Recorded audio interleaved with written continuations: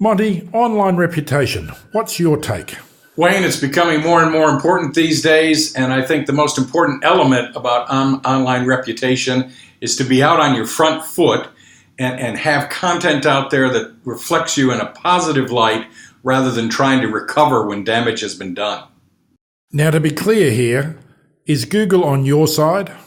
Google and Facebook all are interested in having proof of authorship of content, and whether they promote it or not, they can do facial recognition. They want to see that the person that is promoting an authoritative or an expert opinion is in fact that person, and that it hasn't been subcontracted out to some journalist or some writer other than themselves.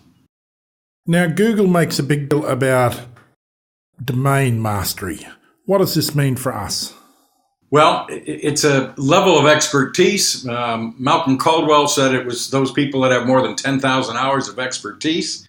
You can argue about the number, but it's an issue of whether you're recognized and promoted and self-promoted as an industry expert in your area, and that if someone was looking for some advice or expertise, they'd go to you.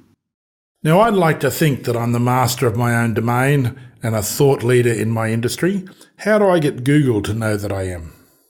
That's a great question, and the short answer is video is one of the most powerful tools because it's pretty hard to fake authenticity. It's pretty hard to fake the quality of the information you're provided when you're responding to questions. So a Q&A format on video is highly, highly effective. But as important as that quantity is, it's an issue of distribution, wide distribution, repurposing that content so it shows up as a podcast on iTunes, so it shows up as a slide presentation on SlideShare, a video on YouTube. It's diced and sliced for Facebook, Twitter, LinkedIn. So it's a distribution strategy as well as a content creation strategy. So building reputation using video makes sense to me. How do I respond to reputation damage? A precursor to that, Wayne, is to Google yourself. Not out of vanity, but you need to be able to monitor what's happening on the internet. And the best way to do that is Google yourself with complaints, or Google yourself with reviews, or your company name with complaints and reviews, or your service offering with complaints and reviews, and see if there is somebody out there who is soiling your reputation. Now, if there is someone who's doing that, can I do anything about it? It's a brute force strategy, but the thing to do is to swamp the internet with your quality content widely distributed to push negative reviews off the front page of Google.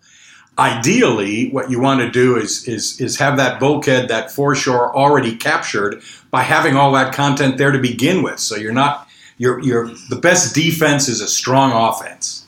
Now, domain mastery, domain authority is able to be measured on some websites. Is reputation able to be measured? Ideally, it goes back to the comment I made on the previous question. Google yourself and see whether there are comments on particular forums or particular tools that are showing up on the first page of Google when your business, your company, your service, or your name is in fact being searched. Now, Monty, I know we've talked about 200 Google signals previously on the program. Is video just one of those 200 signals?